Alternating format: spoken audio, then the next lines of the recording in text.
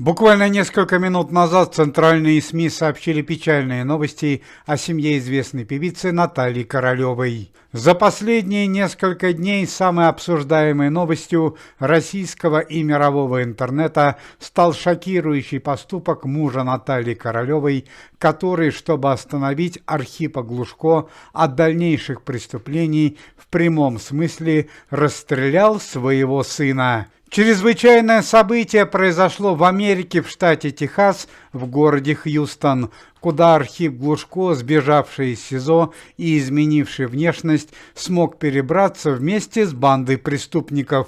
С мужем Натальи Королевой связалась российская и американская полиция и потребовала, чтобы тот остановил беспредел преступлений своего сына. Отметим, что при задержании своего сына Сергей Глушко нанес ему 2 пулевых ранения, в результате которых Архип Глушко до сих пор находится в Америке в тяжелейшем состоянии. Однако на этом муж Натальи Королевой не остановился.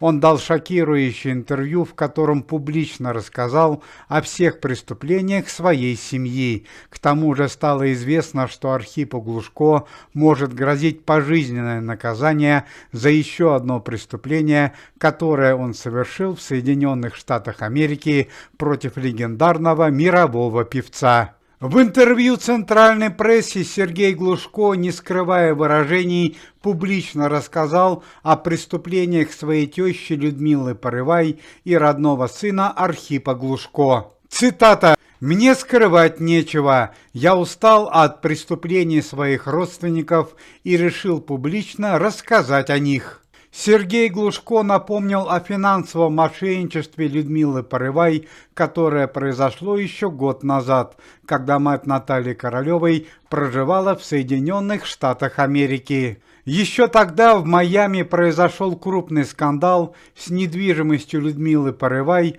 которая использовала ее с грубейшим нарушением американского законодательства. Напомнил Сергей Глушко и про шокирующее преступление своего сына, которое произошло еще в 2022 году, когда по вине Архипа Глушко в Москве произошло дорожно-транспортное происшествие и погибло 2 участницы телепроекта «Дом-2».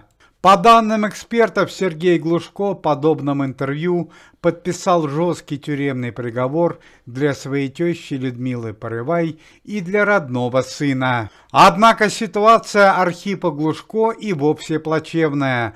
Оказалось, что в штате Техас, в городе Хьюстон, помимо нападения на известного поэта-песенника Ильи Резника, он совершил еще одно тяжкое преступление. На этот раз жертвой нападения Архипа Глушко и банды преступников стала внучка легендарного мирового музыканта и певца, солиста группы Modern Talking Томаса Андерса. Внучка немецкого музыканта, 22-летняя Маргарет, находилась в Америке в туристической поездке и случайно оказалась около заброшенного дома, где находился Архип Глушко и банда преступников. Банда негодяев во главе с Архипом Глушко снимала весь процесс на камеры мобильных телефонов, поэтому последние минуты жизни внучки Томаса Андерса стали достоянием общественности.